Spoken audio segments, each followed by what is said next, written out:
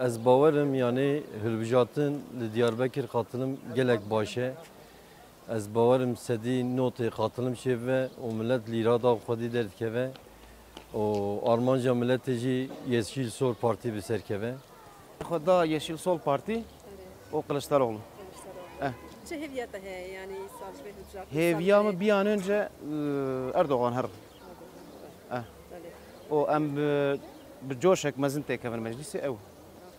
Vallahi heviyamı sadece etxwazim ki artık edi ve sistemle derbas bive. Hem ser zoriya ser pireka hem ser azaruk hem ser tamamı gelek artık halas artık bese yani ya.